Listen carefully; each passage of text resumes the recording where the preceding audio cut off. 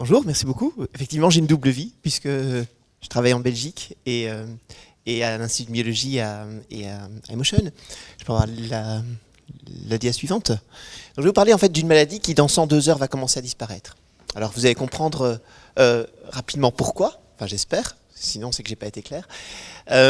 Diapositive suivante. Donc j'ai quelques conflits d'intérêts puisque je m'occupe de tous les essais possibles et imaginables dans la myotrophie spinale. Suivante. La myotrophie spinale, voilà comment moi on me l'a enseigné il y a 20 ans. On me présentait des enfants avec une hypotonie majeure, massive, des enfants qui décédaient dans la première année de vie. Suivante. Et en fait, voilà moi l'image que j'en ai. C'est des enfants, quand je les vois en salle d'attente, qui viennent me chercher avec leur regard, qui ont un regard perçant, intelligent. Et en fait, c'est la seule maladie qu'on connaisse pour laquelle les patients sont plus intelligents que la population contrôle. Et on ne comprend pas. Ils peuvent grandir. Il y a effectivement des formes moins graves, avec des patients qui vont acquérir la position assise, mais jamais la marche. Next. Et puis alors après, il y a des formes un peu moins graves, avec des patients qui vont acquérir la marche et la perdre une fois sur deux. On touche une personne sur 10 000, mais chacune de ces personnes sur 10 000 va avoir ce même regard intelligent, ce même sourire, cette même attitude un peu séductrice. Suivante. Tac. Ce regard qui vient vous chercher dans la salle d'attente dès le départ. Suivante. Et puis ces enfants grandissent, ils restent souriants, ils restent séducteurs, ils grandissent et ça reste des souriants et des séducteurs. Suivante, suivante et suivante. Jusqu'ici, le traitement, et encore et jamais, c'est les standards de soins. C'est-à-dire c'est le suivi par une équipe pluridisciplinaire comprenant des médecins, des cardiologues, des pneumologues, des orthopédistes, des paramédicaux. Et les standards de soins ont permis un allongement de la survie, notamment des patients avec un type 1 ou un type 2, les patients avec un type 3 ayant une survie normale. Mais les patients avec un type 1 vont survivre au prix d'une ventilation invasive et d'une difficulté motrice importante. Suivante. J'aime beaucoup suivante. Alors oui, grâce aux standards de soins, on a des dames qui ont grandi, qui ont pu avoir des enfants. Ça, c'est ma première patiente 1B avec des enfants. Alors c'est une blogueuse, une geek. Elle a fait un blog. Elle a expliqué à toutes les dames qui voulaient avoir des enfants avec une amyotrophie spinale qu'il fallait aller voir Dr Servet. Et hop, elles sont toutes venues. Tac, tac, tac. J'ai ma petite collection suivante. Et puis un jour, j'ai un couple de patients avec une amyotrophie spinale. Un couple qui un jour a dit une phrase très jolie. Avec une amyotrophie spinale, tout est plus lent, tout est plus fatigant, tout est plus compliqué. Aller à l'université, aller en vacances, garder un emploi, avoir une petite amie, tout est plus compliqué et plus fatigant. Mais tout est possible. Et la meilleure illustration, c'est qu'ils sont venus plus tard avec leur bébé. Ils avaient chacun perdu 10 kilos, je pense que vous voyez sur la photo, mais ils étaient heureux comme tout et vivaient un challenge incroyable. Je vous rassure tout de suite, c'était avec un don d'ovocytes. Suivante. Voilà Gustave. Gustave a 4 mois, vous pouvez mettre la vidéo. Il a ce regard intelligent, souriant. Il a une hypotonie proximale avec un déficit essentiellement au niveau de la ceinture inférieure, mais aussi supérieure. Il garde des petits mouvements des membres supérieurs. Et c'est un petit garçon qui déjà a une respiration abdominale. C'est un petit garçon qui dans 1 an est mort. Diapositive suivante. Cette maladie est liée à la mutation d'un gène qui s'appelle, rappelez-vous, ça se finit bien à la fin, elle va disparaître. Elle est liée à la mutation d'un gène qui s'appelle SMN, c'est Survival Motor Neuron Gene, c'est-à-dire c'est un gène qui intervient dans le splicing et qui est indispensable au fonctionnement du motoneurone. Et ce gène, la mutation est toujours la même, c'est une délétion de l'exon 7, quelle que soit la forme. Type 1, type 2, type 3, ceux qui marchent, ceux qui meurent tout de suite, ils ont tous la même mutation. La différence, c'est qu'il y a un autre gène, un pseudogène qui s'appelle SMN2. Et ce SMN2, il ressemble à SMN1, il a tout SMN1, il a le goût, la saveur, mais ce n'est pas SMN1. Pourquoi? Parce qu'il y a une petite mutation, la 6e paire de base de l'exon 7. Et à cause de cette mutation, vous pouvez avoir un splicing quasi systématique de cet exon 7. Dans quasi systématique, il y a quasi. Et donc, il reste un peu d'SMN2 qui est produit. Et en fonction du nombre de copies, vous aurez un phénotype plus ou moins grave. Suivante. Je vais vous parler d'une des molécules, mais il y en a d'autres et vous verrez qu'il y a pas mal de recherches. Mais une approche pourrait être de se dire, prenons un antisens, quelque chose qui ressemble à de l'ARN mais qui est plus stable, mettons-le en face de l'accepteur de splice des SMN2 pour permettre d'avoir quand même l'inclusion de l'exon 7 dans SMN2. Diapositive suivante. Et il y a donc plein d'approches différentes. Vous pouvez imaginer prendre un vecteur, un AAV, mettre dedans un promoteur et puis le GNSMN1. C'est développé par Avexis. Vous pouvez également, à diapositive, voilà, vous pouvez prendre un antisens pour essayer d'inclure davantage cet exon 7.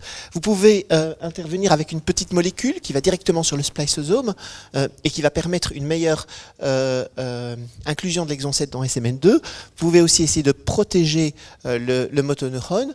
J'ai eu la chance de participer à ces différentes approches. Diapositive suivante. Et le 2 novembre 2017, date historique, 2 papiers back-to-back dans le New England Journal of Medicine. L'une, une phase 3, montrant le progrès des enfants traités en post-symptomatique avec une amyotrophie spinale. L'autre, premiers essais de thérapie génique dans cette maladie avec le progrès des patients SMA1 traités. Diapositive suivante. Voilà notre Gustave. Vous vous souvenez Gustave, il a été inclus dans l'essai. Il a été inclus dans l'essai avec les antisens. Vous pouvez mettre la vidéo.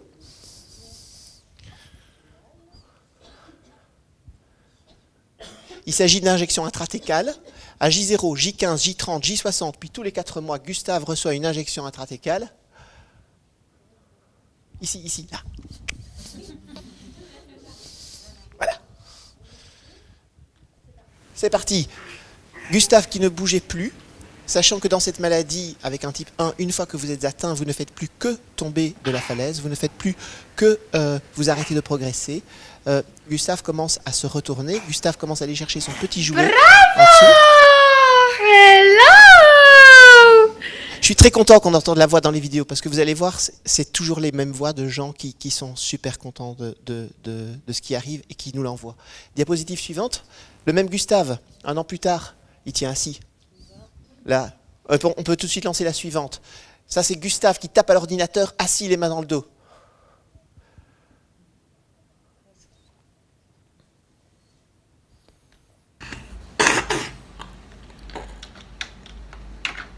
Goutou?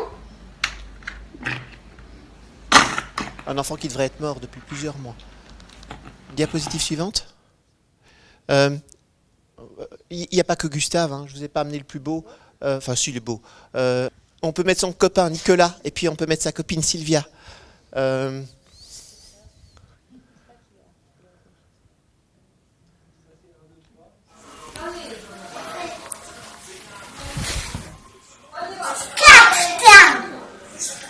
Podnieś nogi. Daj nogi do góry. Aujourd'hui qui ont acquis la position Podnieś des choses nogi. qu'on n'imaginait pas il y a encore Podnieś 2-3 ans dans nogi. l'amyotrophie spinale. Wyłączę na chwilę tableta. No to podnieś na chwilę nogi tylko. C'est pas du belge, hein, c'est du polonais. Diapositive suivante. Et puis voilà Marc. Marc, c'est aussi un des premiers patients de l'essai. Maintenant, voilà 3 ans qu'on le traite. Marc était un petit garçon avec une forme sévère. Il m'avait téléphoné à l'époque que pendant les vacances, j'étais au camping quand j'étais en train de jouer à la pétanque. Quand j'ai parlé aux parents la première fois. Entre-temps, Marc maintenant tient assis. Marc mange, Marc respire, Marc langue. Tu restes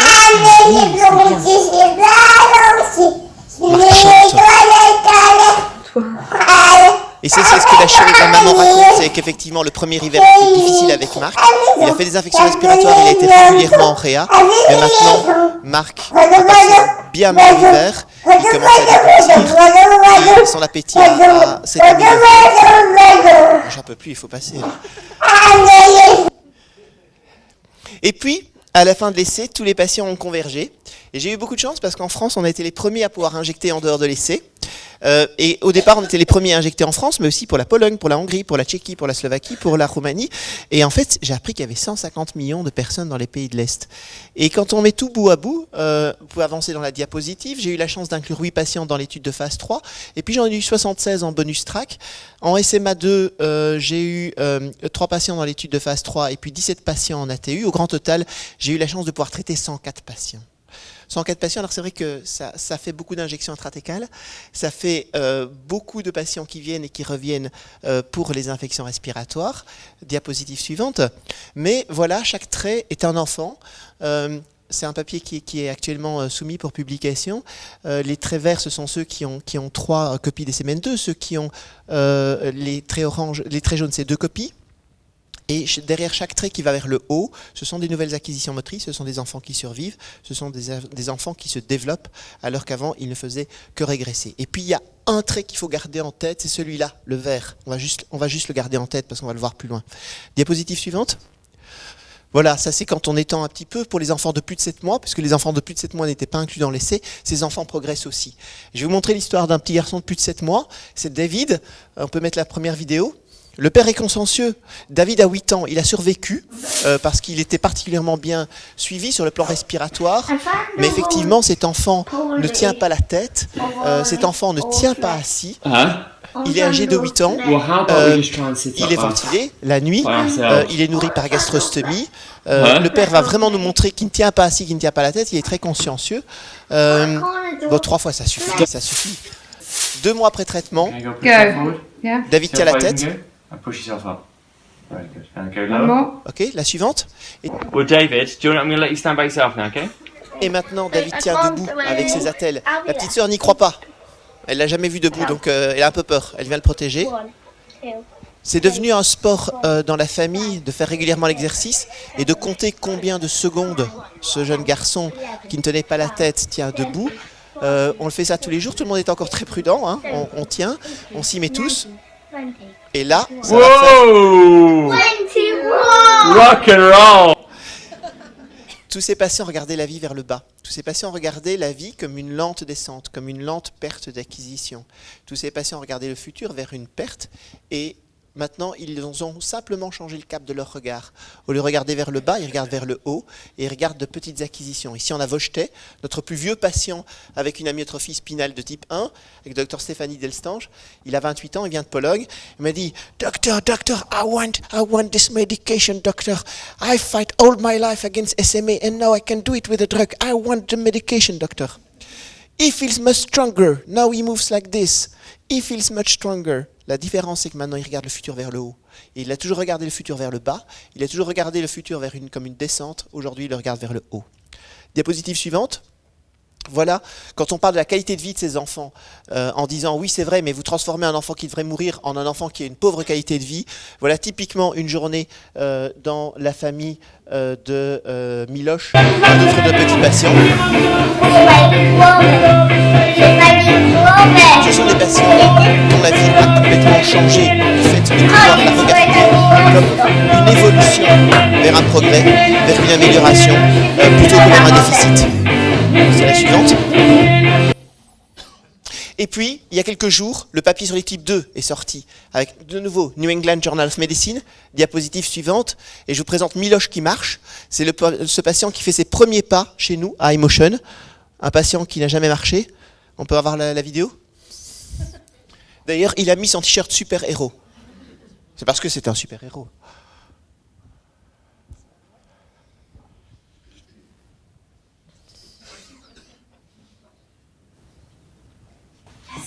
Trzymaj brzuch, powoli. Trzymaj brzuch, mocno trzymaj brzuch. Stop. Brawo. Un super-héros.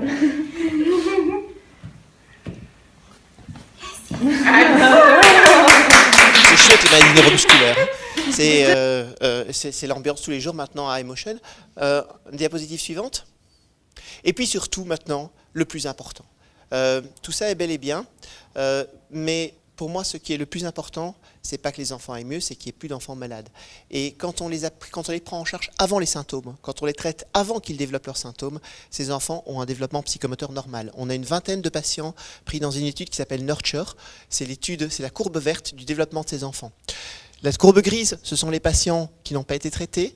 La courbe bleue, ce sont les patients d'étude de phase 3, qui reproduit particulièrement l'étude de phase 2, à laquelle on peut faire confiance dès lors.